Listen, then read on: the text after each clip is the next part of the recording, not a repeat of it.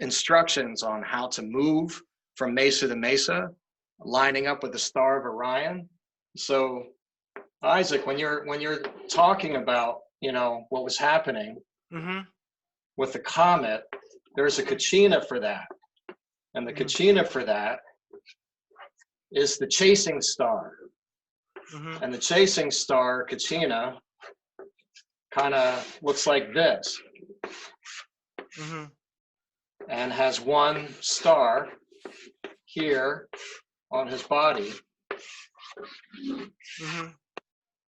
And you know, and it sort of dances in the square. So when you see the three stars, these are the three stars of Orion.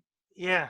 So the three stars of Orion for this Nagasohu is basically the Kachina that is the blue, that's not the blue star Kachina directly. It's related, but it's the chasing star.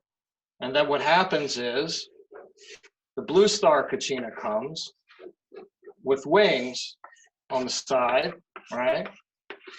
And we'll show you him as well. And this is Sakwasoa. Sakwasoa is the Kachina that would take off the mask and dance in the square to end the fourth world. And I'll show you that Kachina. So when he takes the mask off, that means that the fifth world begins. So he shows you his face, finally. Yes. Yeah.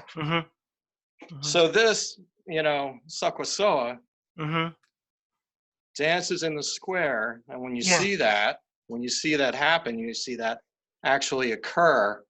If he takes his mask off, all right, then this is the end of our world as we know it. So when we look at that and we say, all right, what is the recipe? What is the recipe for making sure that you are not actually off balance? So this is Wanasabi Ike. And Wanasabi Ike is basically finding your center. So when everyone came out of the original, coming out of the center of the womb of the earth, they rose up through what is now the Grand Canyon area, which is the womb of the earth. And this is like DNA. So this rising up from the center is the Supapune, which is basically the center of the earth.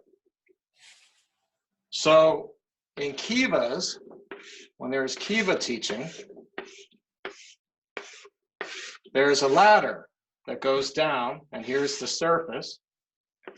And inside the chamber is a step, and then to a lower level. So this is the first world. This is the second world. This is the third world. And this is the fourth world we're in. So in Kiva teachings and in Kiva season, everyone goes underground and they dance and they do these ceremonies. And the ceremonies have to do with making sure that they can sort of stave off the end of the fourth world. They're staving that off because there is a moment where we get to make a decision. We get to make a decision about what path we're going to take. We're going to take a path that's not going to lead us to safety in a way because it's divergent.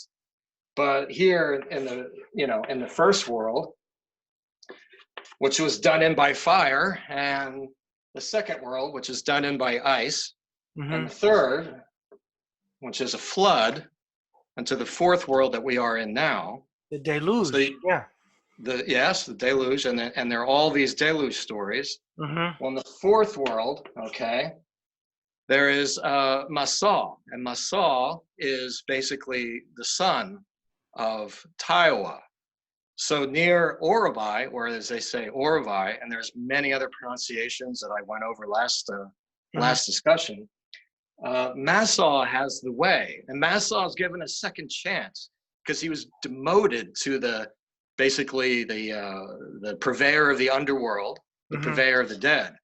But he's given a second chance to show us the way in the fourth world to not actually be, I guess, unable to make it in a sense. So his way is he'll say, well, it's all about a lot of hard work.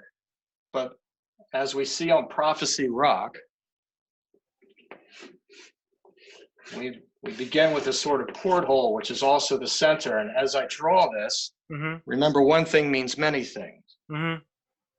So this is the staff. This is the staff of Massaw. And he has his sort of recipe, sort of a diagram. And I'm drawing in stick figures because basically that's exactly what's on that rock. Yeah, right. It's like stick figures, yeah. So here is a line, all right, that goes all the way into infinity. Here is another line that starts to do this. So that line, right, has a few moments in it where there are these circles. These are shakings of the world, shakings of the world. And the world shook 3 times. And so we say that these are wars that have happened. And in this, Massaw's chance for the fourth world, we have Prophecy Rock, which predates the conquistadors, and basically some say has been added to. So that's kind of controversial, and I want to be respectful of people who believe many things, but this is a belief that was related to me, that there are things that have been added to it as a result of the conquistadors around that time. So on this line, we have people. And these people who are on this line are all sort of holding hands and joined together. So all these people, we have the fourth has 2 heads. 2 heads, and then the body. And then this line is the last line that we see that is available to us to make that decision in this point in time, all right? So this is the decision to get on this path. This path, here's Massaw again, showing you how you would use the planting stick to plant and interact with the earth, and the earth responds, giving you corn. Yeah, it's a corn stalk there, yeah. You have a photo of this too, right? You'll show us later. Yes. Yeah. Yes. Here we have Turtle Island. Turtle Island is us. And we say, of course, the feminine. Now, this has been described many ways. This has been described as, the conquistadors came and they tried to get involved with what the Hopi were doing. And the Hopi had really good boundaries, and their ways held fast. And with Massaw's help and with the teachings being upheld, they did not actually move into the ways of Christianity. Others are, yes, if this is the crossing of the Kachinas, and this is here, then the integration. If it's not integrated, it is world out of balance. This is the zigzag path. So this here zigzag path represents the modern world. The modern world that we're in at this point has its ups and downs. So it's almost like if you were to say, these choices that are not made from the heart, when they're not made from the heart, then you have 2 minds. And then you're trying to live your life in 2 minds, and this brings suffering. So there's the integration, as we spoke of before, that you understand with your heart, whether it's for you or not, is something a vibrational match for you or not.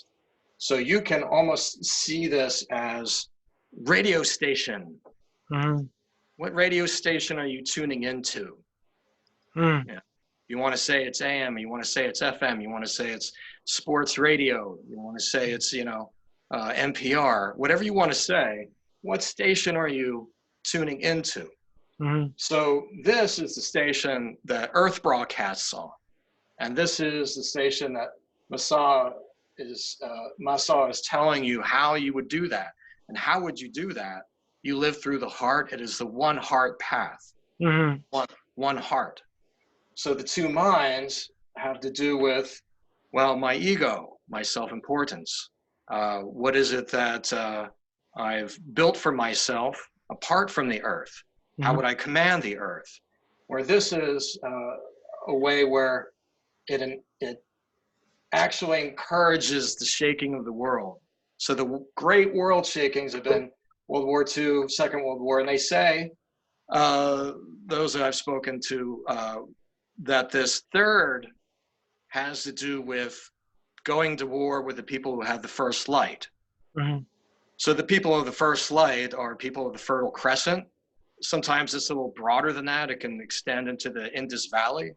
But if you understand anything of Sumerian civilization, Akkadian civilization, Babylonian, Egyptian, we start moving through all of that, it's called out there too.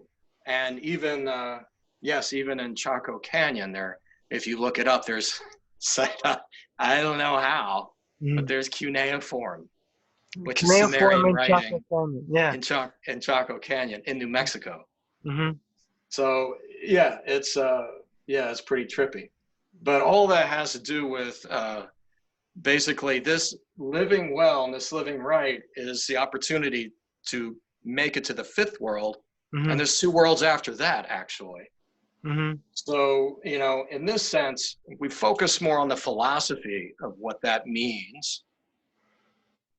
When you make a decision that is not win-win with Earth and you, life is out of balance.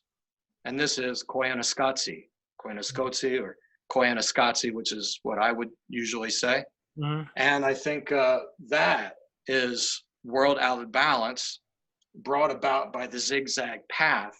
And on the zigzag path, there is one moment to choose the one heart path. And if you do not, it drops off. So it ends. The two heart path ends. So in their way, would you be available to what the earth has, or are you closed off from it? If you have a closed heart, you are cut off from Masa and Taiwa, which is basically the creator that you see oftentimes represented by the sun, right?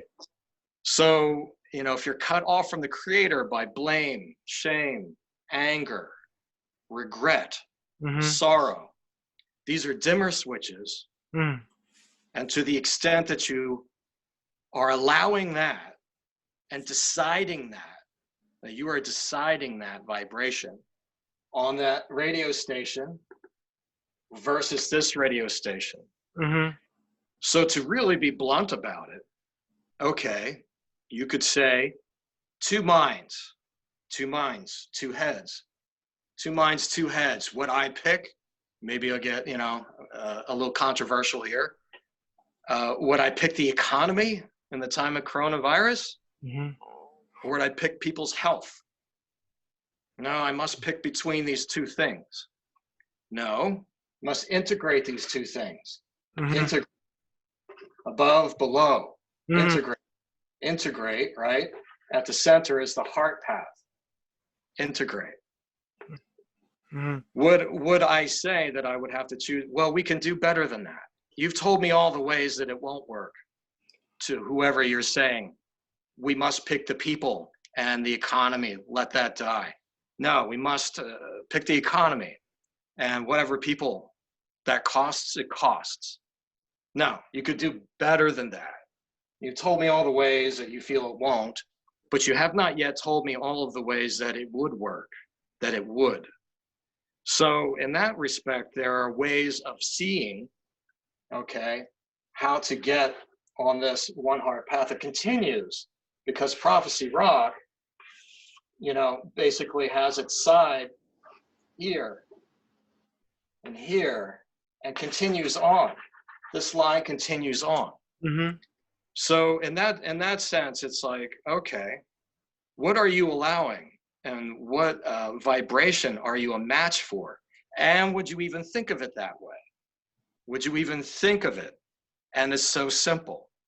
It is so simple. If I choose the one heart path thought, where I am learning about the earth through my feet, where I am not of two minds. So if I see 2, or I see 20, or I see 200, Mm-hmm. you are not different from me. Mm-hmm. So if you feel that your experience is an experience of duality, if your experience is the experience of two heads, us and them, well, it's, you know, we're all in the same zip code according to Massaw. Mm-hmm. So in this sense, there's a moment where, you know, the great white brother is often, you know, talked about, and they say, okay, well, the great white brother, what does that mean? You know, is it the white people? That's not what it's actually meant to be. It's a prophecy coming back. It's celestial in nature, and it has to do with the Kachinas. And the Kachinas, you know, are basically the beings who come here to instruct us and help us have a great life. And so, you know, in that sense, it's like, okay, when that return comes, you know, it's a celestial event. And it's a celestial event that, you know, means that you have found your center. So finding your center is everything to really know what your wanasabi, okay, your wanasabi ike is. Wanasabi ike, I find my center, the center of the world that we rose up out of. And the ant people kept us safe when there was, you know, the last deluge, and they kept us safe for the ice age. And every time we emerge again from our center. So this is a myth, but what is your center? Mm-hmm. What is your center? And there's a meditation for that I'll share with you after questions. Yeah. But there's a way of getting into your heart, and then understanding that if you can get into your heart, there's nothing more powerful than that. So you could say, well, I could, but sometimes, you know, I do better when I'm hungry and I'm edgier, or I'm better when I'm mad. No, you're not. Mm-hmm. Now, for a time, you lose your way. And this is how the Hopi would say it. So here, Massaw has a bow, putting down the ways of war. Okay. Mm-hmm. So this was supposedly added at Massaw's behest at some point in history, which is under you know, speculation and argument a little bit. Mm-hmm. So, you know, in that sense, you know, when the feminine, you know, energy is not outside of Turtle Island, and when it's all integrated and you're having these moments where you can make decisions from your heart, there is nothing more powerful. So you could say, okay, I don't forgive. Somebody did something, or someone said something to me, or I don't like how my government's behaving, or I don't like how I was treated, or I don't even like how the coronavirus is happening. It's like, okay. So you can say, I'm going to focus on that. Mm-hmm. But if you stay open and you stay into more of a vast point of view, this leads into infinity, right? This goes on forever. So if you can tap into your heart, into that kind of power, the Hopi believe that line, right, this one heart path goes beyond this solar system, goes beyond our galaxy, And it keeps going. It keeps going. Yeah. It keeps going. And Infinite. it keeps going. And it is infinite. And when you tap into that infinite, then when you do that as you're grounded to the earth, it doesn't get any better than that. So you might be upset, yes, but it doesn't get any better than being creative and figuring out how you could choose and say, all right, I create all these things to choose from. It's not black or white. We're not pushing ourselves hard enough in terms of our creativity, because we have this one heart path through the heart. We know that we have been here through first world, second world, third world, and now the fourth world. All of those incarnations, by the way. So all those incarnations, the Hopi believe that they have come here from two places, and this is also controversial. So, you know, a lot of them would say it's Pleiades. This is where we're from. We're instructed by Sirius. We're instructed by Nagasohu. We're instructed by all these Kachina, and there's so many. As we said before, there's a Kachina for things earthly, and there's a Kachina for things that are celestial. So you have the star beings, Kachinas of them. And so the star beings, you know, when they come, you know, the children are given these so that they're not afraid when the star beings return. Yeah, conditioning kind of, yeah. And then, you know, it's not just in one culture, you know. These are Navajo sand paintings. Right, and it's blue. Yes. And, you know, in the Navajo path, they have a different, yes, they have a different medicine shield. But basically, you know, they know about this. So that's what I've just shown you right there, right? Yeah. Yep, is Prophecy Rock. And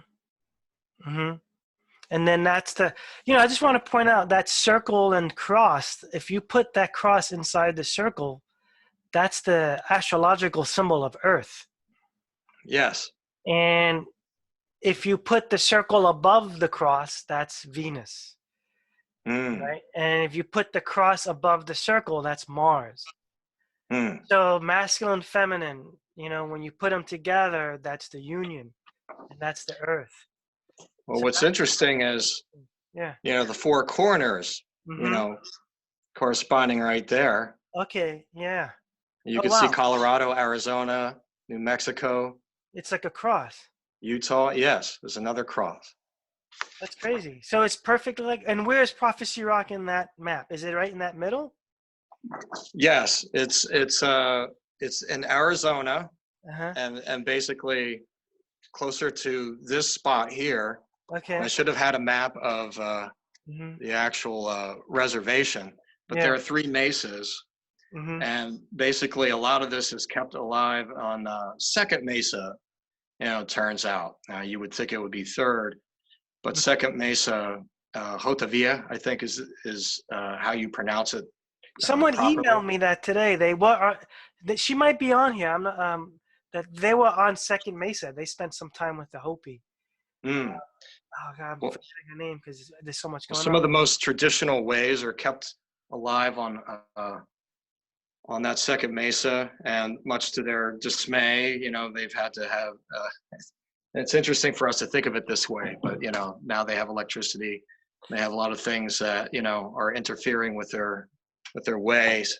But so just real quick, what's a mesa? Is that like a reservation, or what mesa? Yeah, so reservations are built higher up. So each one of those is built on. There's three mesas. That's what mesa like the pyramids of Giza on the Giza plateau. The way they're situated, they line up exactly with Orion. Right. And these mesas, I mean, basically the Hopi could have chosen another location, but basically, in that configuration of how the mesas are, they line up directly with the belt of Orion, and according to them, the Kachinas instructed them to move from one mesa to the next. And before they got there, they were nomadic. They Oh, weren't. They okay. yeah. They went through the spiral. Mm-hmm. Mm-hmm. Right, the spiral path. As they move through, Mm-hmm. they basically went through different areas, two different areas of the world. Mm-hmm. And the Hopi themselves, okay, are responsible for their part of the world, but there was this Ipapune, and basically this is the center, and out of the center, there are other members of the human race that went to other places and all the four corners. And basically the idea is to come back, to come back, to come back, to come back to center. Once you have learned basically what the way of the world is, and that everyone takes their ways that they have developed and comes back to center. Yeah, and So when that there's symbol is a power symbol in pretty much every tradition, right? yes, But in they every say, tradition. but most people are freaked out because they think it's a swastika, but it's just the swastika is distorted, right? Yeah. And Well, that's that one is the other way, but oh, this okay. one they're taking several left turns, Mm-hmm. and some go clockwise and some go counterclockwise. Mm-hmm. And then they come back and they'll return at that moment Mm-hmm. where Bana comes back, who Mm-hmm. is the Great White Brother, and Mm-hmm. this is a celestial event. And at times you say one thing means many things, so they look for a correlation of that Kuchina. So there were tests given every time you thought, well, maybe this is Bana coming back. Mm-hmm. In the case of the conquistadors, there Yeah. was this test, and they were given a test, and they Mm-hmm. failed it, and they were like, okay, we're not falling for any of this. You're so not Bana. You're not the great lost white Yeah, brother. let me ask you that because I was reading about it, and maybe other people have read about it too. Because I've been sending emails to everyone saying, study, research, and like let's have a discussion. But one of the understandings was like they considered the conquistadors like their return because a lot of the star beings that were humans, white humans with beards.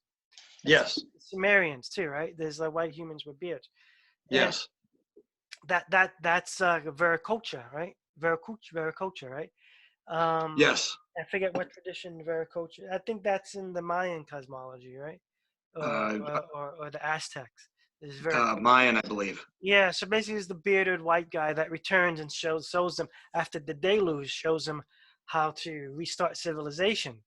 Yes. So that was the great white brother, which they say was the red Kachina. I heard, right? I'm not sure, Yes. but what I heard was when the great white brother returns home to meet the Hopi again, if the symbol is the circle, so if he returns and his symbol is a cross, that means he's not really the great white brother. He's been distorted. But if he comes back and his sacred symbol is a circle, then they know that the great white brother has reached or has kept his path. And then when the conquistadors came, they at first thought that they were the return of the great white brother, but then they saw the symbol of the conquistador, which was Catholicism, right? Christianity or whatever. The symbol is the cross. Yes. Same thing as the Knights Templar. So that's what, and then it was red too. The Knights Templar is red. So that's what led them to believe that this is not the true return of the great white brother. This is a distortion of it. So does that have anything? Does that ring a bell? Like, is that real or? Well, I think for them, yeah, I mean, as I said before, there are a lot of ways of looking at it. I mean, some of these prophecies. Mm-hmm. I mean, one you probably heard of, that there are spider webs in the Yeah, sky. I want to share a photo of that if I have a minute. I have that. Yeah. Like when great spider webs appear in the sky or something like that. I have it here. Let me read it. It's Hopi Indian prophecy. Near the day of purification, there will be cobwebs spun back and forth in the sky, and that's like chemtrails. Like you look in the sky, you see chemtrails spun. Looks like webs, like wispy webs. So Well, yeah, in many ways, I mean, you look at that and you say, okay, you know, there are the trails left by planes in the time, of America's expansion. You know, Yeah. this is the telegraph wires. Oh, We yeah. have all these wires that go all the way across the West, connected by poles, and they're in the sky. So does And so you keep seeing these signs. of And in web. mystery schools, you see a sign more than once. Mm-hmm. You know, it's like, oh, you know, you're sort of understanding that, you know, that's a thing. Mm-hmm. And so, you know, the shaking of the world events, for example, it's like, yeah, as you get more hindsight, you get to this point where they've done their best. They say there's a scenario where we can put off the end of the fourth world by 2 years. And Mm-hmm. by 2 years, you know, what does that look like if we can make it so that we all understand that if we're 2 people or 20 people or 200 people around us, that those people around us are not any different from us, then it goes much easier, as you might imagine. So like, yeah, if you stay home and you don't go out and infect anybody, and then the virus has nothing to catch on to, it dissipates, Mm-hmm. is a thought, something to consider. But it's also, okay, that's because of cooperation. Mm-hmm. So when you have two minds, it's like competition. Mm-hmm. When Yeah. you have the one hard path, it's cooperation. Yeah. So as people cooperate, they have an easier time. But then, you know, that's not worked out. Mm-hmm. So, you know, they keep dancing, and the Mm-hmm. Kachina season is like, okay, you have the Kiva season. It's all, you know, sort of like this time to, you know, do these dances, and people are literally channeling, Mm-hmm. in my opinion, these star beings as they, you know, put on the attire and as they do their dances. Mm-hmm. There's this moment to say, all right, you know, here's the message through movement, you know, through action, through acting it out. Mm-hmm. This is what we're to do. Remember, the cooperation is another way of saying it.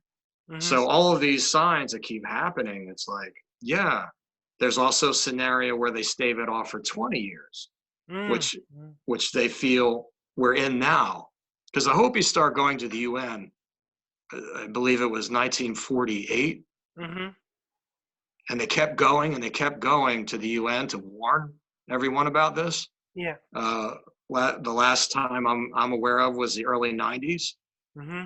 And so, you know, Yeah. to really put it out there that it's really about cooperation and that we're all in this together. And if you think we're not, well, yeah, Koyana Scotty, world out of balance. So we can, yeah, because it's interesting that because I was, you know, I sometimes I can play around with like, not play around, but you know, I mean, I'm into like there's something else going on.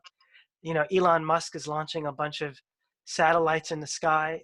Could that be the web, right? And then you said we can stave, you know, the coming of the fifth world off for a while. And I speculated. I said, well, that's what's going on. You know, Elon Musk. There's videos of the past 2 months of launching 60 satellites at a time. You see him in a train going up in the sky, and I'm like, oh, they're gonna knock a comet off. That they're gonna try to knock the comet off, and then as soon as Trump announced, okay, it's gonna be safe to go out, we want to open up the country. The other news was the comet is breaking apart. So did we succeed at breaking up this comet? Because you know, I watched that movie Deep Impact, and that was something that was in that movie. There was a big cover up, and it was called Ellie, and they thought the president was having an affair with someone named Ellie, but it means extinction level event, which was a comet, and they blew the comet apart. So I'm like, can this really be happening? And then did we knock the comet off and broke it apart to buy ourselves another X amount of years? Well, on you know, I guess in the communities, there's like a idea that the zigzag path, you know, is directly correlating vibrationally, Mm-hmm. the energy of that to, okay, uh, we're going to see how this virus plays out, and then it's going to peak, and then it's going to go down. Yeah. It's going to go peak, and then it's going to go down. Yeah. It's going to peak, and it's going to go down. Mm-hmm. And it's almost like that's not necessarily the virus at that point.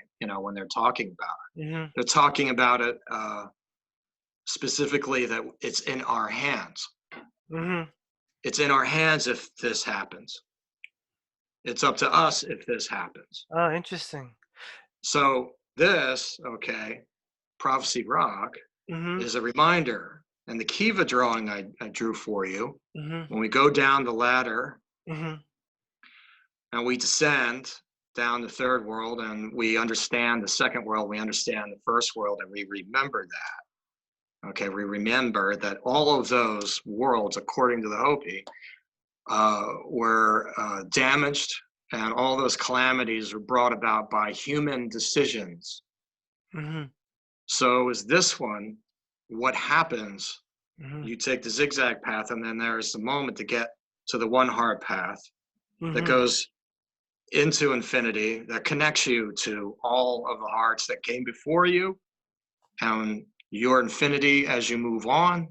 Mm-hmm. Sometimes it's said, yes, this time I'm in America, this time, I live in this state, or I do this Mm-hmm. for a living, this time I'm a man, this time I'm a woman, this time.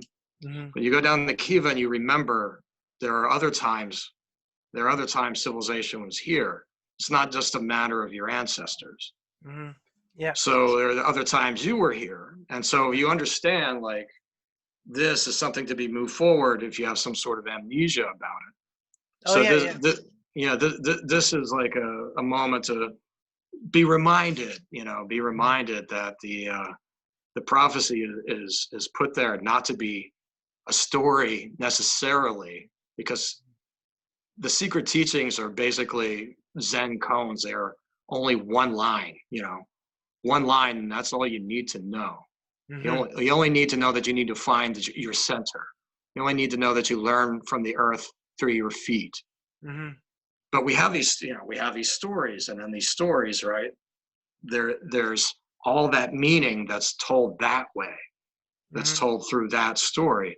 Mm-hmm. And in this case, the Hopi, like the Sumerians, Mm-hmm. like the Egyptians, like so many civilizations, they're talking about actual beings who are here to instruct us and give us things Mm-hmm. that will help us, like Kokanwati's Spider Woman, grandmother spider. Oh, let's talk about that. Yeah. Yeah, you mentioned that. I want to hear about that. Yeah. Oftentimes that's represented by, a spider petroglyph, a spider symbol. Mm-hmm. But basically, she's a protector in many ways, and able to. I think she saved Orobai on one occasion by weaving a protective dome over it. Mm-hmm. And it's like the spindle and the thread.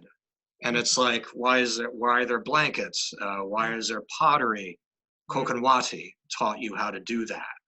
Why is there land? Why do you have the land the way it is? Why is the typography the way it is? It's the way Kokanwati was weaving that. And it's also as above, so below. Kokanwati is the wisdom of grandmother, and grandmother is in the sky and on earth. So you touch it in the sky, and you feel it on earth. Mm-hmm. And on earth, you touch your timeline here, and your ancestors feel it there. Yeah. And your ancestors send you help along that web to here. And it's a web that's everywhere. But the beauty of it is, and as related to me, is can you even see Kokanwati? And I'm like, I know the answer to that is probably no. Yeah. So I go with no, and they're like, no, because only when the light hits that web do you really see. So things pass through it, and you think it's not there, but it's interconnection everywhere, which goes back to cooperation. Mm-hmm. The web. Yeah, and like we mentioned before, every tradition has a weaving grandmother spider that weaves in a clockwise direction. That's creation. She weaves matter into creation. That's like everywhere. Well, Weaving it's the spiral. Yeah. So when you see the spiral, it's a few things. It's a spiral of, I'm trying to go back to center, and I'm bringing with me everything that I've learned to come back to center. It's also the feminine of being able to not just go claim things and go have goals, Right. but to go into what you're trying to do and spiral back out and ask for help. And then spiral back into what you're trying to do, spiral back out and ask for help. And this is the weaving that creates a balanced one heart path life. And it adds to it. So, as these things are related to me, it's like, sometimes there's conflicts in the story. One may say we're the chosen people that everyone will forget. Everyone will forget, but we're the ones that are going to keep this, so it's not forgotten. And others would say, well, we have another interpretation of that, and we haven't forgotten. And here's our interpretation. But every one of these tribes, believes that they've come out from the center of the earth. Every one of these tribes has a spider, grandmother spider. Yeah. And the weaving and the celestial weaving, right? And you could say constellations. You could name whatever nebula that you would like to. You could say, yeah, well, they would say, yeah, this is the spider in the sky. Yeah, like the Cancer constellation. It's interesting. I don't have all my notes with me, but there was a supernova in that constellation, in the Crab Nebula, and that's a web, and that's like we were told that affected Earth, like a big flash, the same way there's a pulsar, star in the galactic center, like the solar, like and like what do we call that? Gamma waves blast what comes from those areas, and they have an effect on the planet. And one is in the Crab Nebula, which is the weaving mother. And that's where you get the Scarabaeus beetle in Egypt, where it's a creator. It's just amazing. The beetle, the creator, the correlations, that you were saying, Net in in Egyptian mythology, Net is the mother too. She's the firmament. She's the stars, and you see, she's just like an arch over, and her stomach is stars, and that's her name, Net. And she's the creator of she's the creator mother, So, that's amazing. Yeah, so all of these stories, like I mean, in the Sumerian epic too, I think it's Atrahasis. There's the Great Deluge, and then there's talk of in their sort of in their some would say mythology, other would say records. If you look at the library of Nineveh, Ashurbanipal's library, there's great books that are super ancient, and this is a time, it's like we're looking at records from the 5th millennium BCE that are library books from a history that's older than that. Right. So it's like, okay, you have Enki, who is basically another one who was like, Earth was taken away from him, stewardship of the Earth was taken away, but he gets another chance. He gets another chance to show humans the way. He figures out, okay, I'll tell Utnapishtim, Zarathustra, about this flood that's going to come, and this Utnapishtim is Noah, and basically he will take everyone, and the human race will survive, and basically come back and hit the restart button, thanks to Enki sharing the secrets of the Sumerian Kuchinas. You know, so it's like, okay, Nassau, Yeah. same thing, trying to show you, all right, Right. here's my chance to try to get humanity on the right track. I'll show you, live this way. If you're not going to live that way, yeah, you know, it's like, yeah, people are often worried about the earth, and it's not like you wouldn't be not worried about the earth, because it's a, you know, a living being, has a consciousness also. But earth, you know, shake us off like a bad case of fleas, you know, and continue. It's the people were, you know, I'm worried about. Well, you know, it's cyclical. That's what I'm saying. Like, the comet is cyclical. Also, they say, you know, and I don't know, and you're not going to find this because they won't ever say it, but they say that this could be, you know, Nibiru, which is in 3,600 year. Yeah, cycle. right. So it's in Sumerian, right? Like the return of Nibiru, and with that brings debris.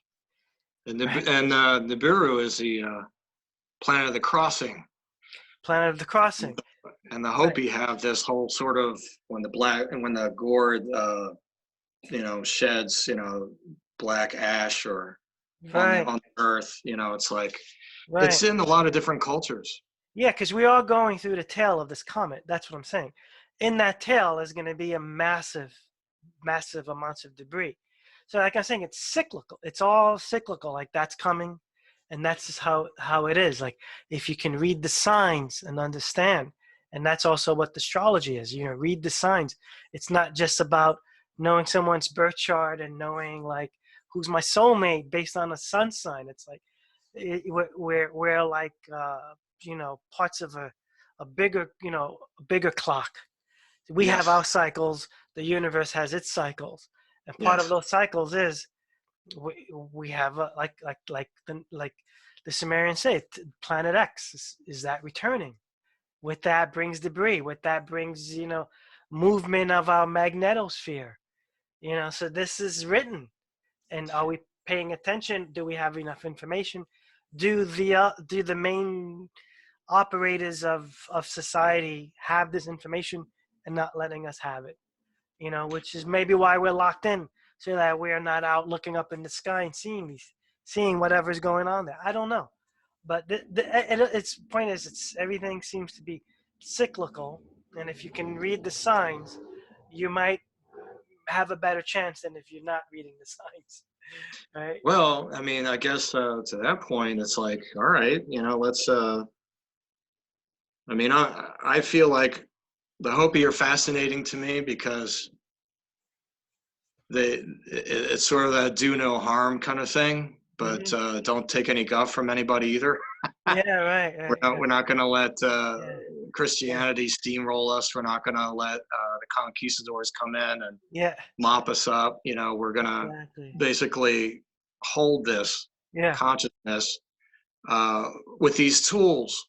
Yeah. So I feel like, I don't know about you, but I feel like I'm good. I've been going for a while. I'm up for, you know, if people are still into it. Questions. Yeah, let's do that. I'm gonna take you. Let me see. I'm gonna cancel the spotlight video. I'm gonna make a gallery. So who wants to chat or have questions or just get involved in the conversation, wants to add. Somebody added, Gina, that actually Viracocha is from Peru. Peru, yeah. Yeah, not Mayan. Yeah. I draw a blank sometimes when I'm talking. Yeah, I forget. Yeah, because I don't have my notes in front of me and I'm just like talking. But whoever wants to talk, just unmute yourself and reach out.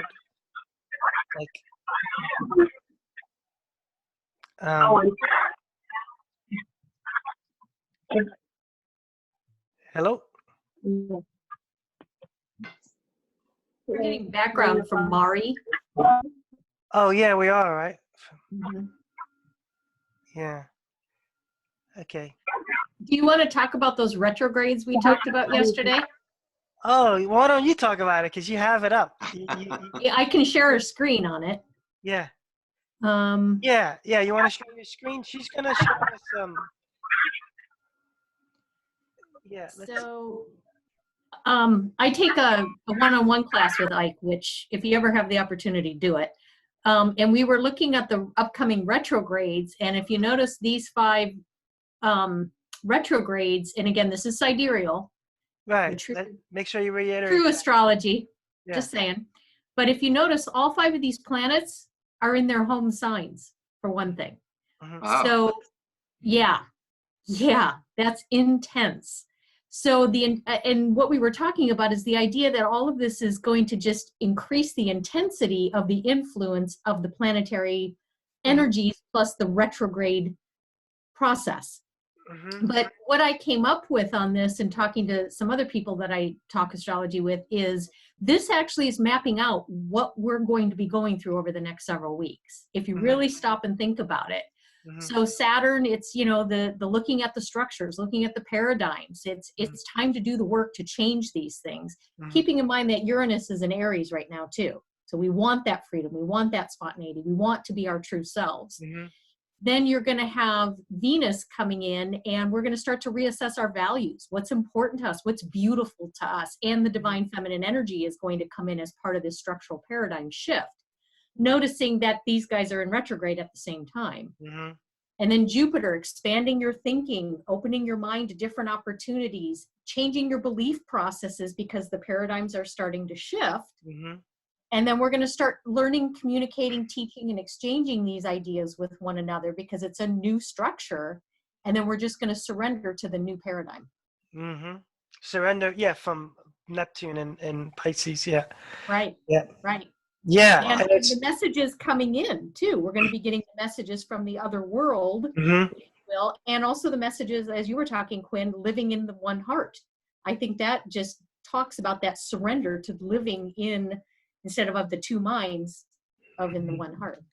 Yeah, a lot of times retrograde, I teach a lot, is if you look at the retrograde symbol, it looks like a medicinal prescription symbol. So I always call that the elixir of the influence of whatever was retrograde. So it's like you're taking it in. And I just remembering Quinn talking about, was it the message where you go in, by step, you go 3, 2, 1, down. The Kiva, the ladder of the Kiva. The Kiva, not the message. The Kiva, you go down, you go inside, you go to the original roots. So Saturn, is in Capricorn, the original roots. Venus, Taurus, original influence. And we had 5 levels too, didn't we talk about the 4 worlds and then the 5th? And these are 5 planets. Yeah. Yeah. Pretty amazing. Yeah, and that's all happening now. So it's like super influence. And then you have the conjunctions. We have the Jupiter-Pluto conjunction, which is great transmutation and expansion. And the Pluto-Saturn conjunction just kind of started separating, and Pluto. Did I say Saturn-Pluto conjunction? Yeah, that's separating. So that was breaking down old system and transmuting or transforming into new system, and Jupiter comes in and starts to expand that. So a lot of this energy is actually astrologically written in the stars too, cyclical as well. Like this has happened the last time we had the Saturn-Pluto conjunction. We had it was the great the Reagan recession in the 80s, 83, I believe, 82, right? We had that recession, and that's what I thought when we were talking about all the Saturn-Pluto conjunction. We were like, oh yeah, we're gonna just have we thought it was the election. Oh yeah, that system is gonna break down. We didn't realize it's gonna be a complete explosion. Because a lot of time in birth charts, Saturn-Pluto can also relate to sort of tumors, sort of cancerous or tumors or a type of sickness like that. So we got sickness from that. So it was it took me for a loop, So yeah, thanks for sharing that, Julie. Yeah. Yeah, it's fascinating to see all that. Yeah. Correlations. And the other Saturn-Pluto conjunctions, I believe, and I could be a little bit off, but generally speaking, I believe was the end of World War II and the beginning of World War I. Yeah. Yeah. So we've seen this before. Yeah, exactly. Yeah. In our life, most of our lifetimes, maybe not all of you. So but. cyclical. Yeah. Yeah. Preparing us, you know, so yeah. Anyone else want to chime in with some stuff? Is that you, Mary? Hang on. Let me unmute you.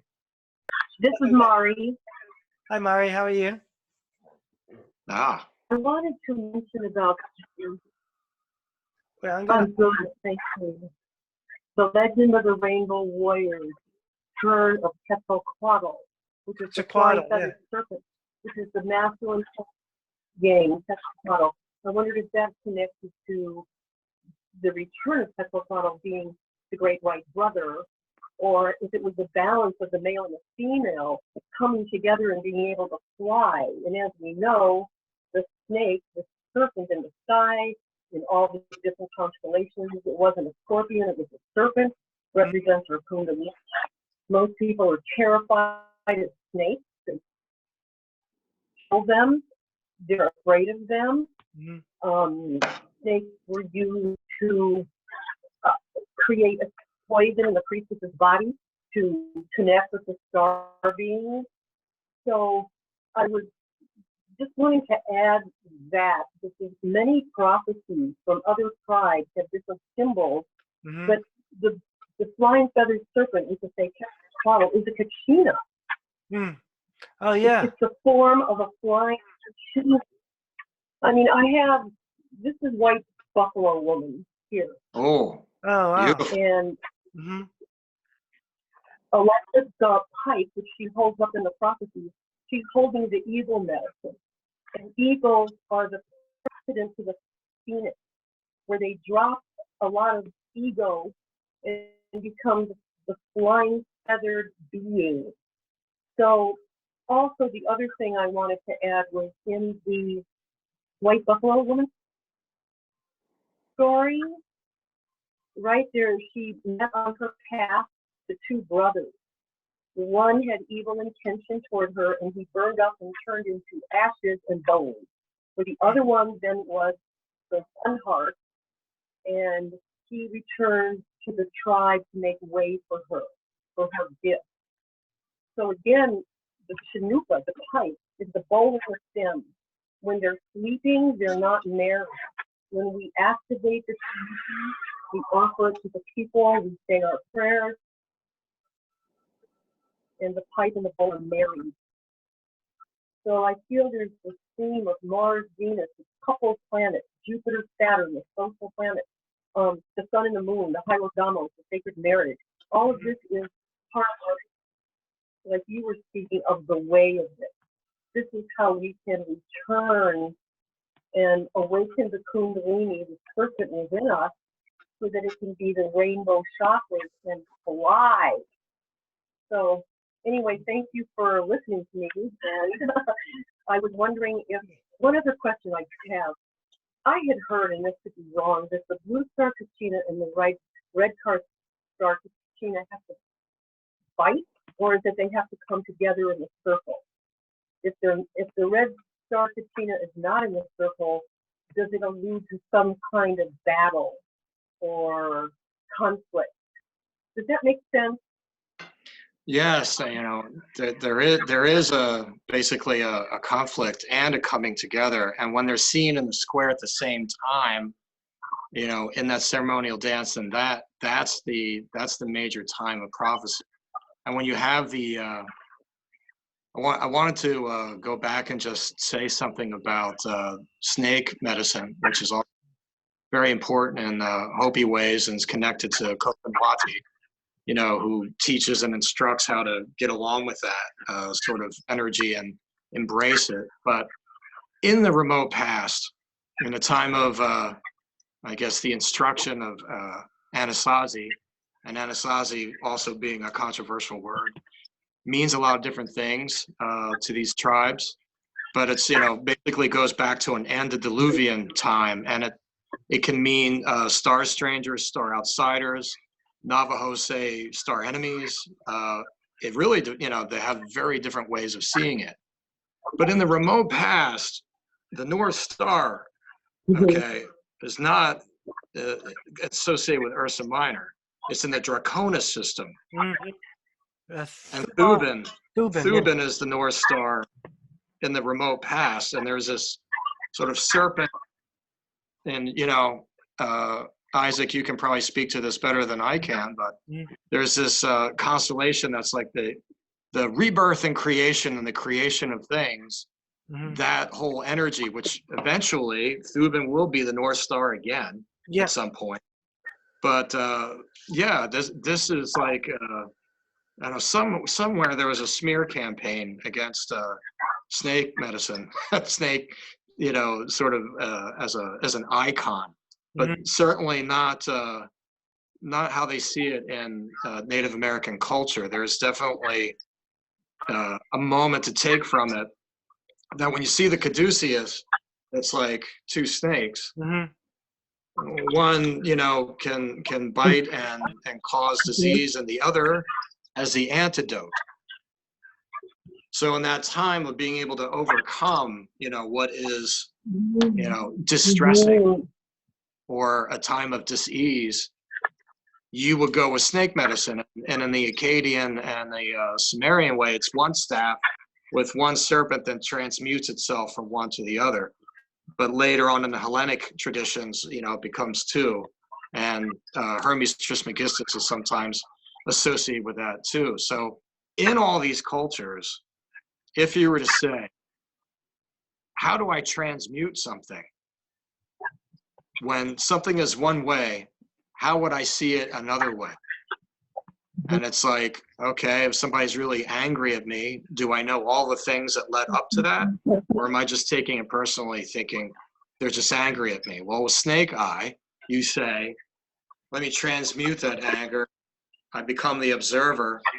And as I shed my skin of, what my distress is and what's really bothering me, just like snakes, when they shed their skin for a time, they're blind. They can't see because the skin's over their eyes too. So they have to feel their way through. And and they send out, they dart the tongue out, and I know what the temperature is. I know what the terrain is. Even if I can't see it, I feel it. And as you feel it, I guess you can surmise that feeling it from the heart would be a great way to go about that, because your one true heart is the one that is going to tell you, because your mind, when you could see, before you were shedding that skin, where you see all these things and your mind can convince you of anything, but your heart really knows. Just as we said last week, if you see someone and you feel so strongly that maybe you love them, you're in love with them, there's no to-do list, there's no checklist, there's no pro and con list to whether you're in love with someone or not. You just know. So it's the same thing with when you can't see, and you use this moment when you transmute the meaning of something. You wouldn't do it in your mind. You would do it from your heart.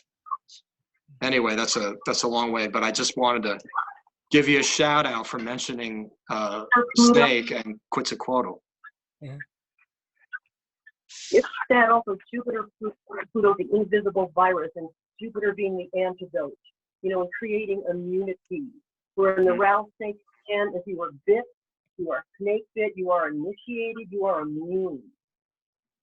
I feel there's a correlation here because aspects and symbols, which if we go far, far back, they each have their own medicine. Each god, goddess have their own medicine. And when they meet, when they're together, they should share medicine rather than being at war.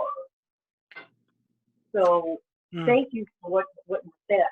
Yes, and I feel that we have to transmute the poison of the vibration of fear, of the virus. Well, we're not on the virus channel. We are on the channel of community, connecting to Mother Earth on Earth Day, knowing that she has antidotes for everything. She has the medicine for all our illnesses, all our poison. So that the medicine, also that the up, we become one brain rather than split, right? Like the cobra, we have the hood, the gear up here, the connection to the star beings that we descend. Everybody wants to ascend. Native people say descend. Descend into the earth. Descend into your kundalini, into your roots, your feet, the earth. Then we can rise up and sleep. Than trying to rise up and leave this behind. That's not going to work. There's no leaving anything behind. Like you said, it has to be integrated and transmuted and transcended. So, thank you. That was a good share. Yeah. Wow. Like Buffalo Woman. She looked like Venus. She looked like she was holding, like the goddess Venus, right? Yeah. Yeah. It's basically it's great to just bring her up because she's white buffalo woman before she passed from the plane and took the shape of buffalo. I think she went through all the colors, to get there. Yeah. And so it's sort of a reminder of the sort of like the rainbow soul, the rainbow clan.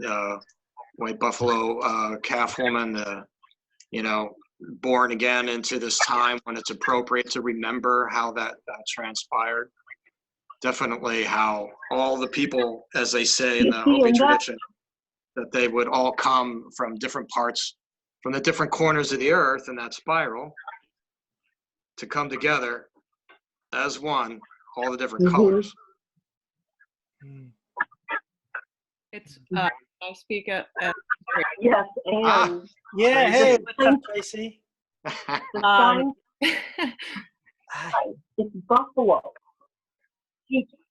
Male bull, but white buffalo calf and white buffalo with beautiful, huge constellation in the sky. So I like to. I'm a Taurus, Sidereal, but I call myself a buffalo woman, and I've gone through the black, the brown, the red, the gold, the white.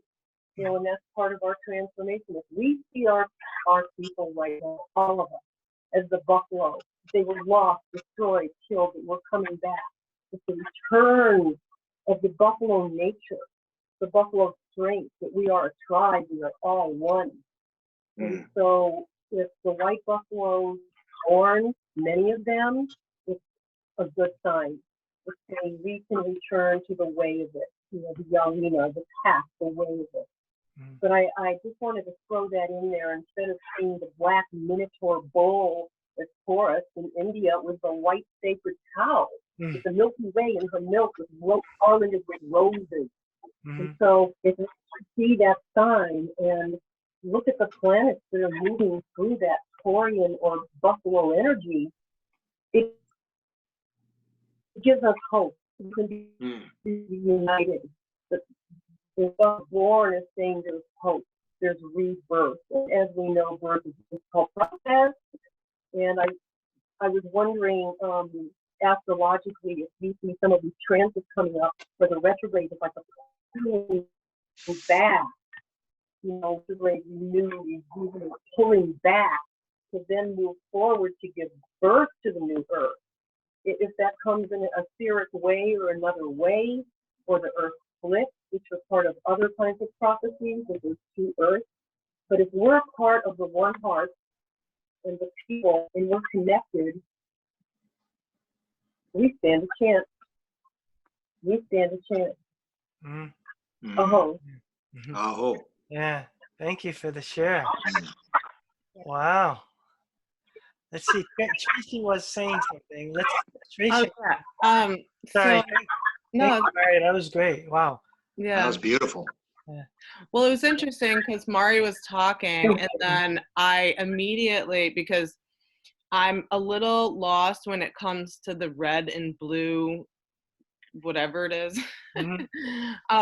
But I immediately, because I'm a shaman, and I've been getting all of these visions of when like the Earth first started and other galaxies and all this stuff. But I can't help but to right now, like I've been living in the middle world, and I can't help but to draw parallels between, obviously what you do, Quinn, what you do, Ike, and also kind of like what Hillary does with the embodiment and the colors. And I was thinking colors, and then all of a sudden Quinn said it, and I was like, oh my God, I was going to say that.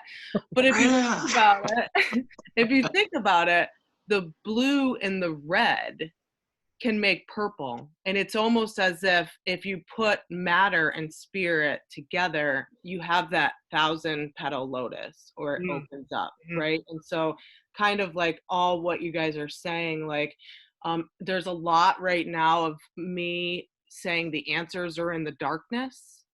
And I remember I had a reading by Quinn once, and you said, you know, when you're in the dark, open your eyes, because that's where it's at. Like things will start to appear. And I think right now with the virus, right, although it seems like the darkness is bad, it's not really bad. That's where the light is. Actually. That's where the duality becomes the unity. And so it's I just love this, everything that you guys are saying. It's like so awesome and right on. And I just wanted to plug in there. No, I like the purple. I like the red and the blue and the purple, because let me put my video on. Hang on. Because the meeting of the masculine and feminine, like we were talking about earlier, I don't know when you jumped on, but that's the symbol of Earth. And on Prophet Rock there's a circle and there's a cross, and they're separated. And when you put those together, that's the symbol of Earth, and those are the two brothers. So there is a lot of that language. It's duality. We're in the age of duality. Pisces is duality. In symbolism, it's two souls going in different directions, two heart path, but we're bound together by the cross of matter. So we're bound together by Earth. So we have to be in harmony. Well, purple is a very strong color. It's also the color of wampum. When you see, like, some of the traded sort of, between the different tribes, it's just like this beautiful deep purple color. And if you trace that across other mystery schools, there's a magical quality to it, sometimes associated with Saint Germain. And, basically being able to transform this into that. So when you say, like, looking into the void, if I look into a piece of black tourmaline, for example, inside that black tourmaline is gold ray. But did you see that? Did you see that when I was all the way back here? It just looked like a piece of vitrified rock. But this, this is basically, in protecting from thought forms that don't serve you, to protect your energy. It has a lot of different properties to it. But a Saint Germain stone, here, basically labradorite, when used with something like this, this is like void work. And then using amethyst, which I don't know if I have a piece of amethyst here, but it's very the purple of amethyst, you're anchoring in this transmutation. You're going into the void. And definitely there are things there that you maybe did not see. And yes, if you're in a room and you shut your lights off and you hold your hand in front of your face in a dark room that, basically has no windows, for a time, you feel like you're blind, but then something magical happens and your eyes adjust. So maybe you can make out the corner of a chair, the dresser. Not so dark after all. So yeah, it's the answers are, sort of in the void. And this is where you would go. So when you go here with intention, this to, amethyst purple light, to take something out of it, to take the spark out of the void. Because in the void, all the great stuff and all the things that you don't want to happen are existing. And this is where they exist. This is all possibility. So it's with your intention that you decide, well, when I go in there, what am I? Am I amethyst? Am I purple light? Am I looking for a vibrational match to the purple light? Or am I not that? And I'm looking for, well, if I don't have intention and I'm not really sort of aware where my consciousness is, well, there's that radio station. What are you really tuned to? Whatever you're tuned to is what you're going to see. So a lot of times in meditation, just long way around to say, you can use the purple ray as sort of a guiding intentional energy and light to ground things that you feel like you're going to be able to use on the earth plane for your highest and best good, So therefore, for the highest and best good of others. But you're going to find what is going to lead you to something like that in the void. You already know what's in the light. The answer that you have not yet seen. Show me what I've not yet seen. Great Spirit, show me the path that is most beneficial for me that I have not yet seen. You're going to find it here. And if you look closely enough, wow, it's not just black. So thanks for bringing that up, Tracy. Yeah. Well, now I'm thinking about something else. So you kind of touched on, what's been actually proven, which we kind of turn a blind eye to, which is physics. It is in physics, they call it the particle wave theory. Where I love that. I mean, it really says that Reiki, all these energy lines that are everywhere, actually really does exist. It only exists if you, like you just said, if you believe in it, if you're aware of it, if you're attuned to that frequency. And so the particle wave theory says that everything is a wave until you become aware of it, and then it takes form. And that just blows my freaking mind. Right? Like that's that is a mind blower, right? Yeah, they did the double split experiment. That's kind of where that comes from. Yeah. Oh my God. Like physics is blowing my mind. Physics explains all of this. And it's almost as if maybe, like you said, we're not awakened. We're maybe obviously we're not supposed to be awakened to that deep of stuff. So it's almost like, I mean, I'm a nurse and I go out there and I'm dealing with our weakest link right now, right? I'm seeing our weakest link. These people who know nothing. Half of them don't even leave their house, right? And they're so ignorant, not in a bad way. They just don't know that even if I tried to explain this to them, I mean, seriously, they would think I was a Looney Tune and they would say, please give me another nurse. So it's interesting. It takes me back to, it's the way it needs to be right now. So, who's getting the information and why? That's the question that I have, Well, if you look at the big picture, just to say to everyone out there, you look at the zigzag path, and that, those ups and those downs and those ups and those downs, and this is the life that you kind of a world out of balance is a decision. It's a decision. So I believe this, I believe that, I believe this, I believe that. Or I'm gonna act this way, that I'm not. Then I'm gonna be angry, that I'm not gonna be angry. It's like, what's your through line? Your heart. So, long story short, all the things that are happening in the world, especially in regard to this, in the Hopi way, this is something that's going to be determined by humans as a collective. The decision they make. It's not, this thing. Often hear on the news, the virus doesn't care. It doesn't care about red states, doesn't care about blue states, doesn't care, whether you think it's, real or not real. It's just coming for you. Well, no, it's also our intention and what we decide to do as a collective. And that impacts you. So your profession and what you're doing, you feel the brunt of the zigzag. People come in and they know, or they don't know, or they know, or they don't know. It's like, wow. But if everyone just sort of cooperated, well, you one could say in places where that happened to some degree, they had flattened the curve. So it's like, okay, we're individualists, we're mavericks in this place. Don't tell me what to do. Don't tell me how to live. I'm free. I'm free. Well, the Hopi are free too.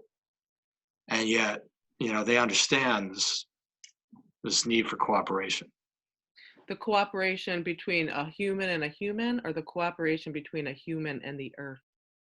Well, that diagram, right? Mm-hmm. It's both. Mm-hmm. The earth responds as you plant the corn, but you got to plant the corn. And everyone works together to do that. Human to human, cooperation. Cooperates with the earth, and the earth gives back to humanity. Mm-hmm. And then bam, you've got food, you've got, you've got sustenance. And it's quite the simple thing. So the simplicity is the integration and the cooperation. The simplicity, basically one of the keys, if you will, to the one heart path, just to say it, is what now, what next? So all these people that may have been like telling you things, and you're like, I can't believe it. They're ignorant, but not in a bad way. They just don't know, right? Okay, that's fine. They don't know. But now if you tell them, maybe you're not Looney Tunes, right? You tell them, they have that opportunity to pick, you saw the zigzag path. So zigzag, and then there's a line to the one heart path, right? If they take that opportunity, this is the opportunity. It doesn't matter if I was ignorant before. Like I beat myself up for being hoodwinked by anybody or led down the zigzag path. What now, what next? What now, what next? What am I going to do now? Not worried about before, not upset, not regretful, not angry. What now, what next? This connects you back to your heart. Mm-hmm. So there's a meditation for you. I gotta unmute Mari. She wants to talk. Hang on a second. Yep. Yeah, go ahead, Mari. Yes, I'm not going to depart from what you say. I feel it's inclusive. I was given a Hopi staff, and the symbols on them, first was a big cloud with no rain, which was drought. Then there was the swastika, the wheel of life backwards. Then there was the gourd of ashes, which is the atomic nuclear bomb. And then the next symbol was a cloak. And at the cloak was the symbol that you have drawn of Masai with the steps and the two hearts and the one heart. But the cloak, to me, is so classic of all this information. What a perfect symbol to write. Just one cloak, where we could say certain forces are cloaked. There's a seed. It's deception. It's the dark side of Neptune. So many elders have tried to interpret this particular symbol, and I'm starting to see through it that just like you were saying about people know and don't know, and know and don't know. And I have found, maybe you have too, that sometimes we don't wake up sleeping dark. Sometimes we allow the person to be in their ignorance or their trust and innocence. We have to say, does it have my name on it? Does it have my name on it? One other thing I wanted to share with you, I don't know if you're aware of this, in the hieroglyphics, the sign for Aquarius, it looks like that. At the point of the two zigzags is a head, two heads, two snakes. So the water bear is really the energy bear pouring out chi, pouring this air energy rather than water. And so that could also be the aspect of the zigzag path where we run amok, where science runs amok and creates things that break sacred law. And the nuclear explosion went off, all the aliens came because of the signature of that Draco-Dragon force. But I was wondering if you would have ever heard about this, or what your take on this would be about the aspect of how maybe we are close, other people are close, information is close, and then the next symbol being what you drew on your board. So maybe there's a missing piece here that could be looked at as, when do we take the cloak off, or when does the cloak drop and we see the truth? Right? You see the truth, and then the truth helps wake people up. When people resonate with the truth, on the station of truth, then they can go, oh. Oh. Well, I think there are many interpretations, and there's a certain amount, as I said before, some channeling that goes on, especially with artisans.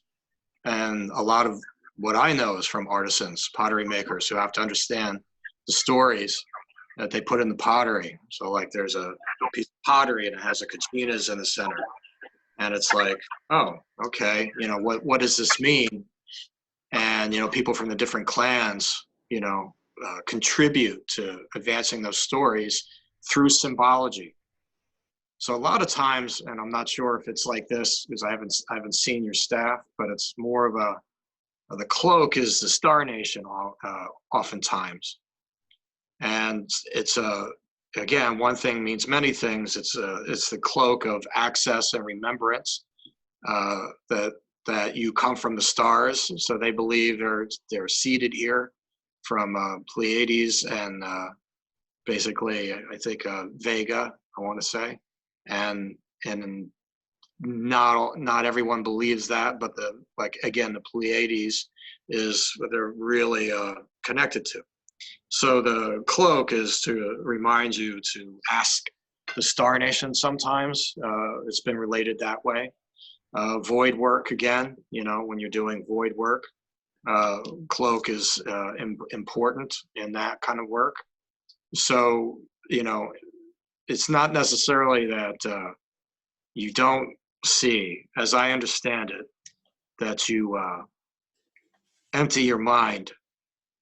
So you empty your mind for a time so that you may know more.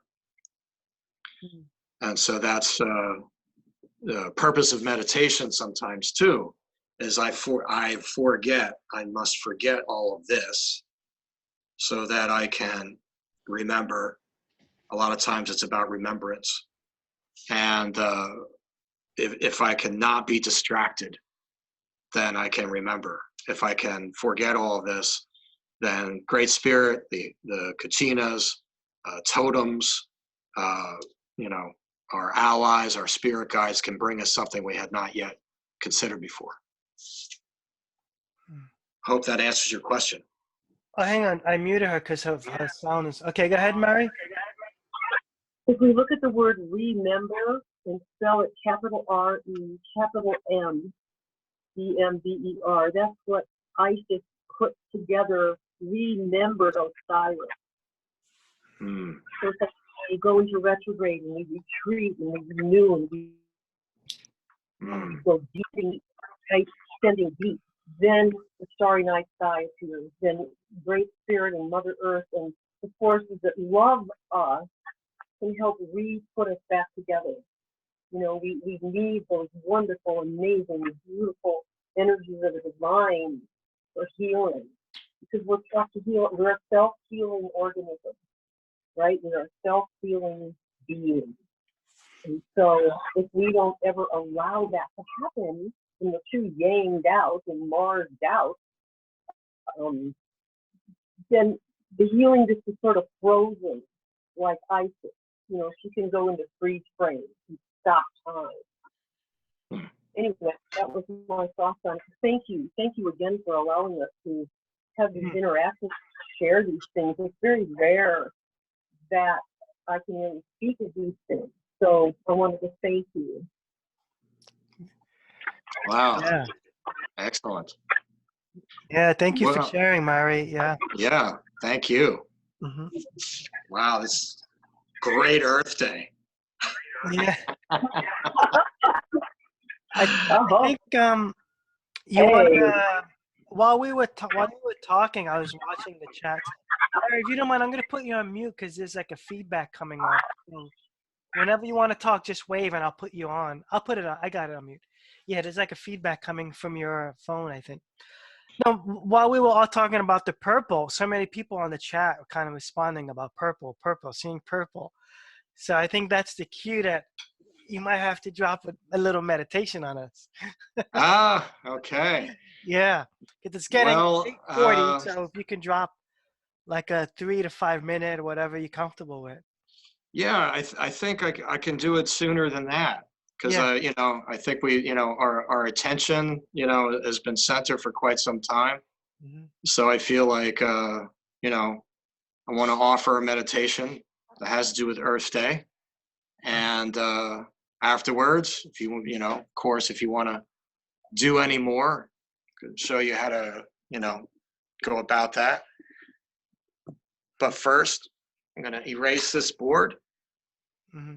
So get comfortable, stretch a little bit. You've been sitting, you've been like paying attention. It's like, oh, all right. Yeah. I want to show Tracy something. And this is so simple. Let me show Tracy this book real quick. Can you see this here? What here? This is I'll tell you what it. So how you say like physics is blowing you away, and what we're discovering is that the ancients already knew a lot of stuff, but we write them off as this basically art, you know, like, oh, they're just like. So this is a book called The Serious Mystery, and this is related to the Dogon tribe, but the Dogon tribe is connected somehow to Egypt, but they're in West Africa at a time where there was supposed to be no contact. So what this symbol is, I'll show it to you, is they knew before we discovered it with our telescopes that there was another star called Sirius B. Yeah. And there was a rotation because they're binary. And that rotation they already had drawn out before we discovered it with our maps. And it was part of their cave drawings. And it looks like DNA. But here, this image is the cave drawing. And when we discovered it with our technology, that's what we mapped it out to be. It's the same. So we think that we're the first intelligent civilization, but we're not. And that's why I wanted to call this in, is because everything is cyclical, and the way we come back to life after a deluge or a great ending is through preserving art like this on cave walls and telling the stories of the cycles of our cosmic or cosmology or our cosmic existence through these stories and artwork, because it's easier to pass these on. These are like what we refer to as fireside stories. These are the stories that you tell on the fireside, and you remember these because they're not hard. But if you were to tell someone the orbit of Sirius A and Sirius B is every 60 years and whatever, like you can't contain it. But this is what you can contain as a child, and then you draw it. And then when science meets spirituality, you realize that we were scientists all along. So this is what you're like you're talking about the wave theory, the double split experiment, right? So I just wanted to share that with you. So this is what we're seeing in all of the ancient civilizations. They already knew, they know what's going on. They were telling us what's going on, you know? So thank you. I just wanted to share that before we jumped into this meditation. Mari, you look like you want to say something. Do you want to say something, Mari? Huh? Wait, you said you're okay? Oh, you're fine? Okay, yeah. Okay. All right. Yeah, it's 8:45. Yeah, we have time for meditation, and then we can then chat after it and see how much purple light we get out of this. All right.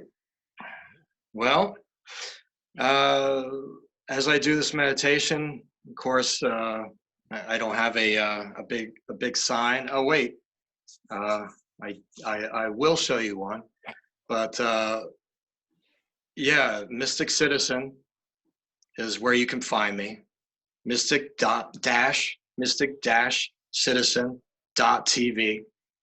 And, you'll be able to find me there. Mm-hmm. If you want to get into more meditations. And there are readings. So these days, I'm going to offer you email me a question at mystic.citizen. All right, mystic.citizen@gmail.com.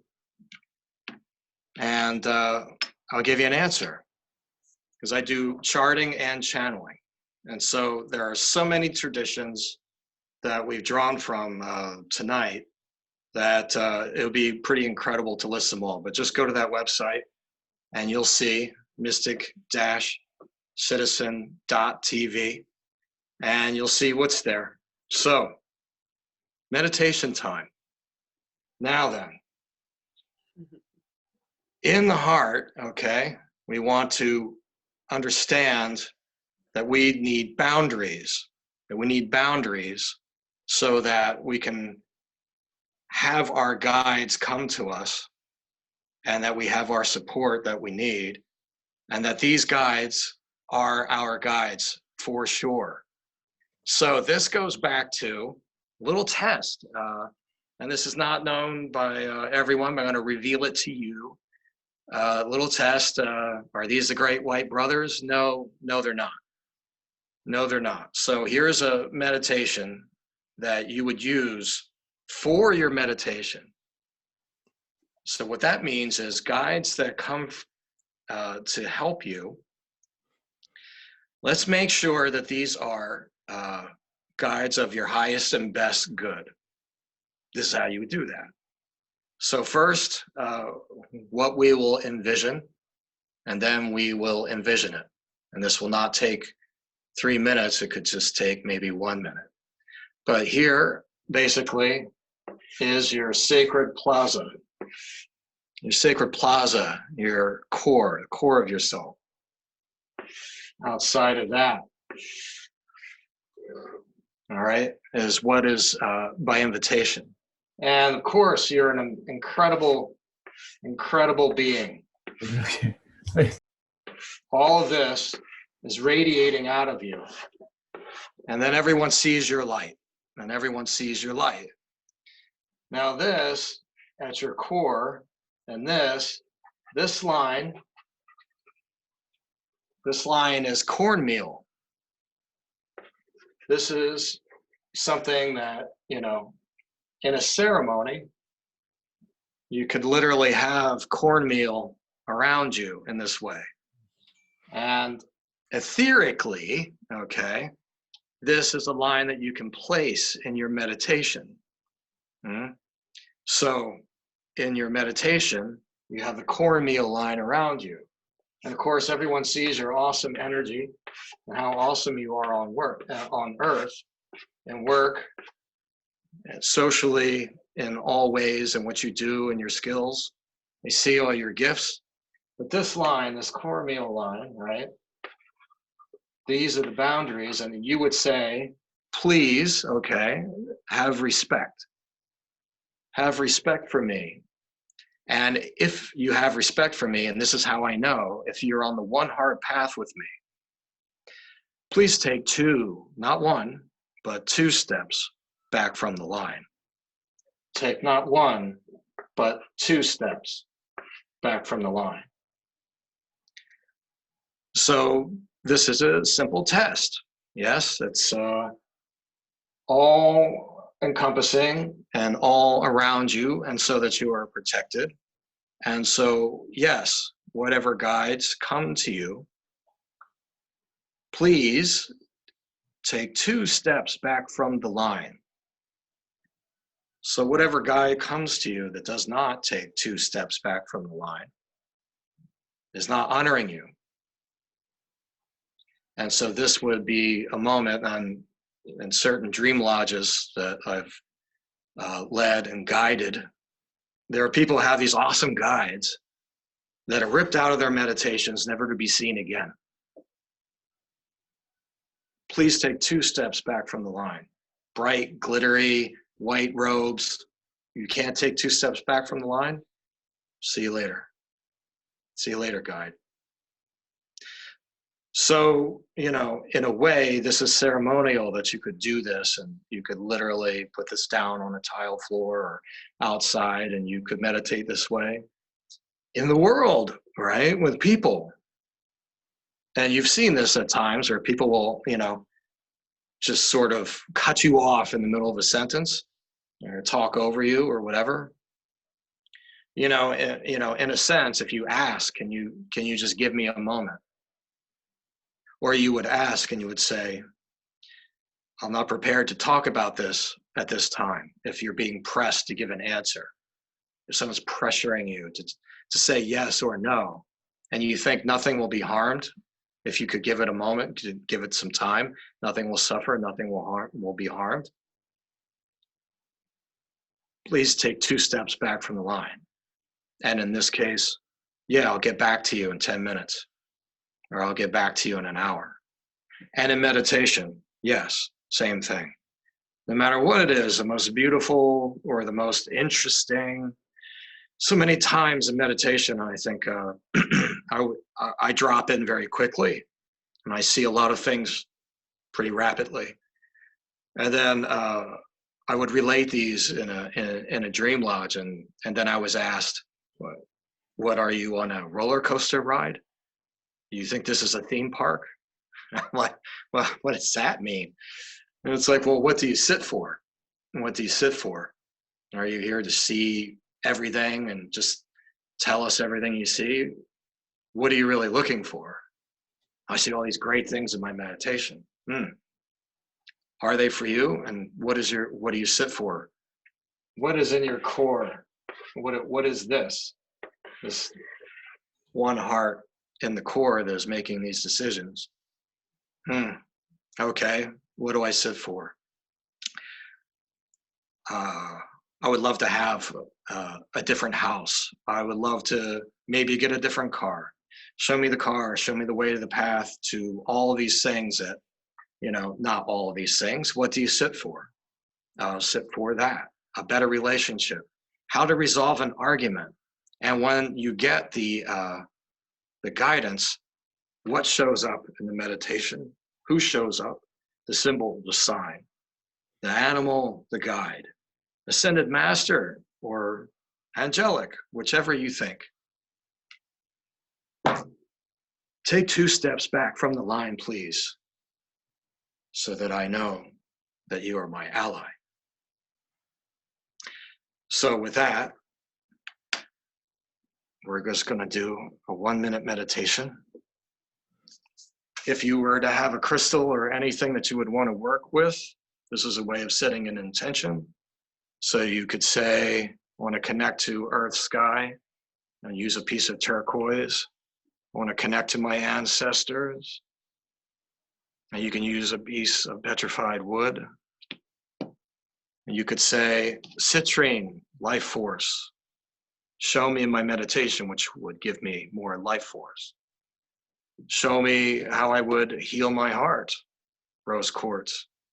Even better. Rose quartz. Chrysocolla, if this is what you would sit for. Of course, there are countless crystals. Chrysocolla. Show me that which is not mine. The programming, the conditioning that I have picked up from my tribe that is not mine. And that I would cut those cords. Show me that. Show me my connection back to myself and my earth. Show me what is not mine. Show me what is for me. And that would be the meditation if it were chrysocolla. So whatever you want to do, and also if you don't know what to do, show me what I'm meant to see at this time as for my highest and best good. So in 1 minute's time, we'll breathe in. Deep, breathe out. Breathe in, deep. Breathe out. Breathe in 3 seconds deep, hold. Breathe out.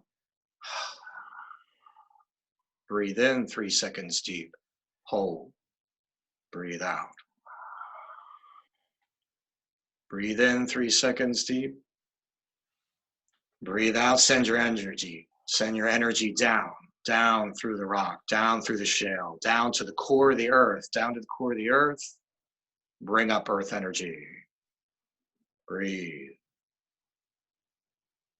Breathe out. Send your energy down, down through the rock, down through the shale, down through the earth's core to earth's second sun, earth's core burning hot, clean, and bring it up. Hot, clean energy turns to green energy, green around your heart. Breathe out. Send your energy down, down to earth. Breathe in, up earth energy to your heart. Breathe out, send your energy down, and anything that troubles you, anything you no longer want to be burned away by earth's second sun, burned and sent to its highest and best place. Bring up clean energy, clean green energy up to your heart. Breathe out, send your energy down. Anything you no longer want, back down through the rock, through the shale. Earth takes it and sends it to where it needs to go, burned away like tissue paper on a campfire. Breathe up, earth energy up to your heart.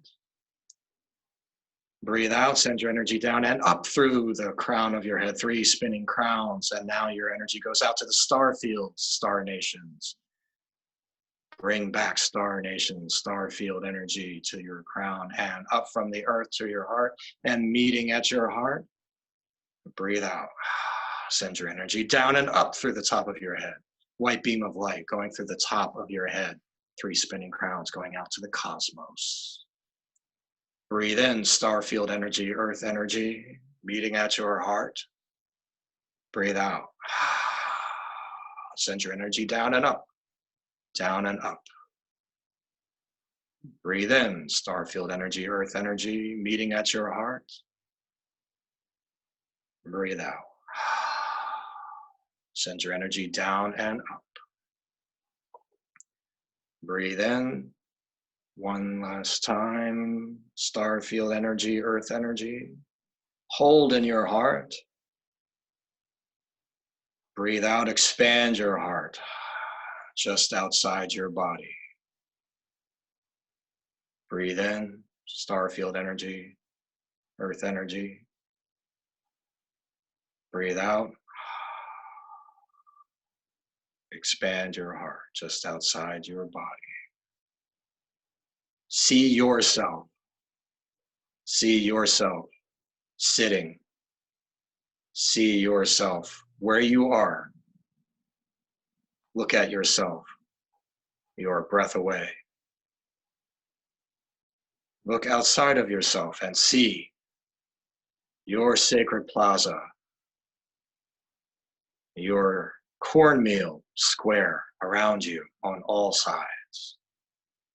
Breathe in, breathe out, breathe in, breathe out. Now ask your guides, come to me now. Guides, come to me and help me with what I'm meant to see at this time. That is for my highest and best good. Breathe in. Breathe out. Guides, come to me and show me what is meant for me at this time for my highest and best good. Come to me. Come to the edge of the cornmeal line. Breathe in. Breathe out. Guides, come to me and stay at the edge where I can see you of the cornmeal line. Guides, before you show me, please take one step and then another, 2 steps back from the line. Guides, before you reveal what is for my highest and best good at this time, please take one and then another, 2 steps back from the cornmeal line. glowing cornmeal square, gleaming in your energy field. And guides, take 2 steps back to honor me as I honor you. If there are any guides that did not take 2 steps back, anything that cannot match the vibration of love must leave now.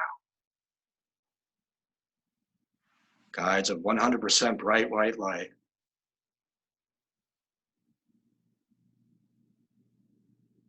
now come towards me. What do you see? Who is left?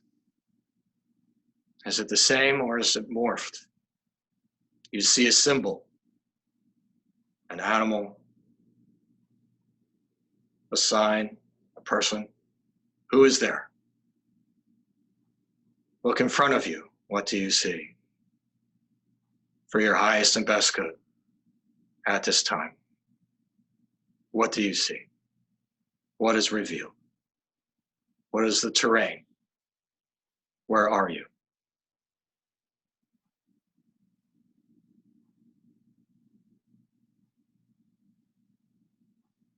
Look to the right. What do you see? What is there? A color, a shape, a sign. Where are you? What is there for your highest and best good at this time? Look behind you. What is there? What is there in your sacred plaza for you, your highest and best good at this time?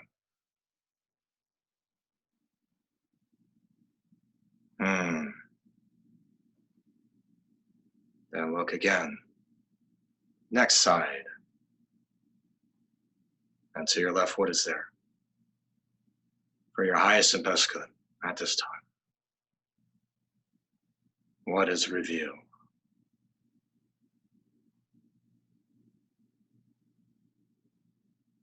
Is it the same? Or 4 different answers? Is it the same?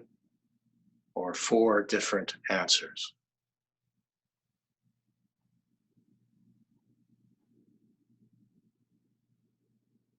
Thank your guides of 100% bright white light. There'll be more time to meet them.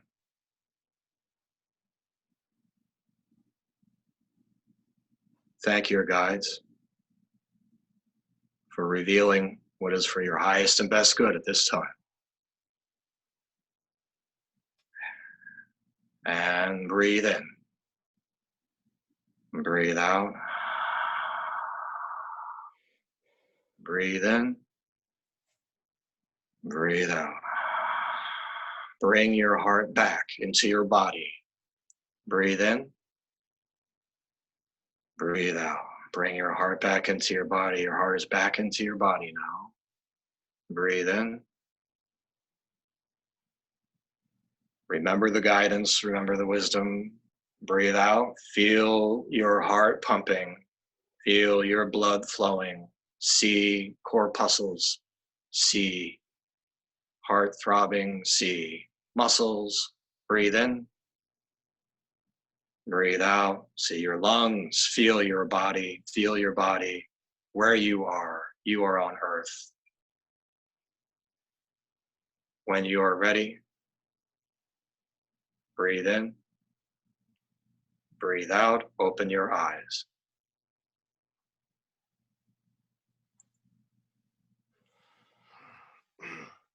All right. If anyone would want to make a note of anything that they might have seen, then that is good to do at this time. Give you 30 seconds to do that, or up to you if you want to take a full minute while we go on, but 30 seconds would respect you not being distracted. This is a very quick meditation so that you could understand the mechanic.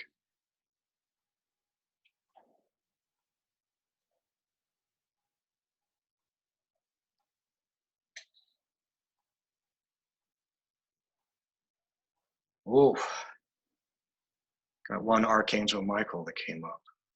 If you want to share anything when the 30 seconds is up, feel free to share.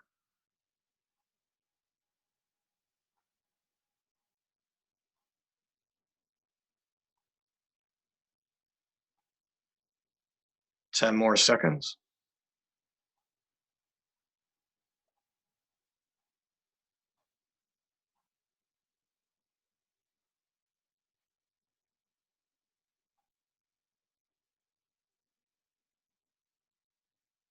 All right. I'm seeing different responses that are very heartening. Pyramid energy. Very radiant. Good, good. Ah, another radiant one to teach. Radiating knowledge. I like that. Yeah. Yep. Pyramid energy is awesome. Tetrahedron energy. Huge, bright beings. I see this one. Beautiful. So whatever that is for your highest and best good at this time, probably that you're in that amount of time. Some of you might still be writing.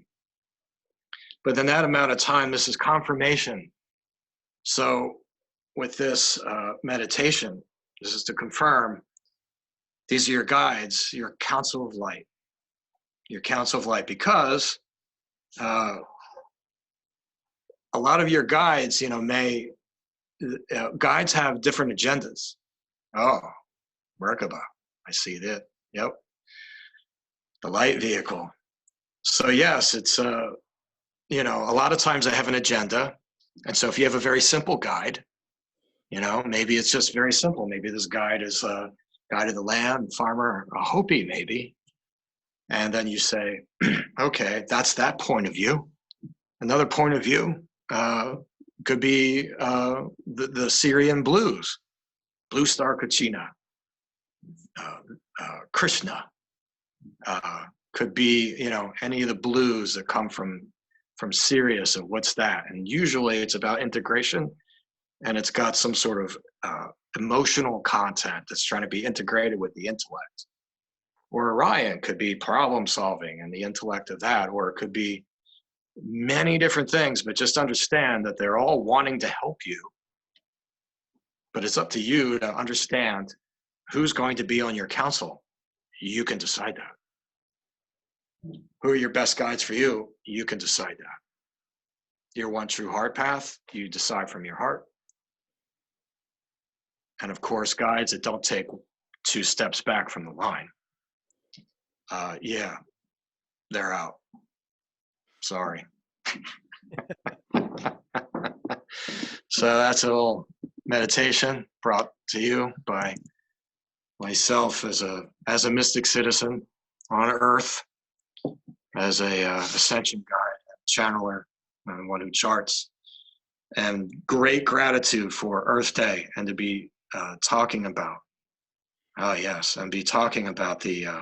the Hopi, who are in direct relationship with the Earth as a way to keep their culture alive for eternity, really, as the cycles go and as the cycles go. And they would say, well, maybe not the eternity on this planet, but there's 7 worlds to get through according to their prophecies, and we're about to enter the 5th. So 4th world is going to be tough ending, because humans don't like to end things typically unless they have to, and they wonder why things happen all the time, because they keep doing the same things. Well, usually it's a calamity or something like that will force a human to change something, get fired from a job, things radically change, a tough breakup. Okay, not going to be the same anymore. Use this meditation. Ask your guides for help. Spiral into the problem. Spiral out. Ask for help. Kokanwate. Keep doing it. Keep doing it. You're not alone. So that was my contribution for Earth Day. My great respect for Isaac for getting me, just getting me into the flow again. Yeah. That's how we do it, Star Brother. Yeah, it was great. Thank you so much for all of your energy and your guidance. You know, Thank this is you. good for our people. These are all our star family. All these people on here. These are the ones that are part of the Sidereal Revolution. So it's great to see everyone here. You know, Yep. like a little family. It's great. So it's great, and we love revealing things that were locked away so that you couldn't see them or know about them. And Ike and I like to pull them back out and say, "Here, enjoy." You know. Yeah, exactly. Yeah. Beautiful. Yeah. I want to share an image before we go because this reminds me of what we're doing. Some of you have seen it before, but it's one of my cool ones. Can everybody see that? Oh, there's Toth. Yeah. When me and my crew get together, we be plotting on raising consciousness. Oh my God, that is great. Oh my God. Yeah, that's how we roll, man. So the Egyptian Kachinas. Yeah. Yes. Are you going to post the recording? Because this was fantastic. Yeah. I'm gonna try to just throw it up on YouTube, and I'll probably throw it up on Sidereal Revolution or something, or I'll do an email too. So it'll go up. It'll be everywhere that you figure this stuff out. Yeah. All right. It's fantastic. Yeah, I think it's quitting time because it's like 9 and change. So I don't want to keep anyone. And if anybody wants to say any last minute whatever, is just you can unmute yourself and say it, and goodbyes and hellos and all that stuff. But well, one more time. You wanna reach me? Oh yeah, that's how you reach him. There it is. And I'll put another email out with the info, the contact info with him, and you can get a hold of him. And yeah, it's just getting back into the swing of things. So I just made a sign. Yeah. I have a beautiful website too, that I've gotten great help with. And I'm so grateful for your help, Isaac, and everyone I'm seeing all these great thank yous and gratitudes coming across right now. So it's great. Very, very, very, very, very inspirational. Yeah, my brother. So Can't wait for my reading. Woo! What's that? I said I can't wait for my reading. Yeah. All right.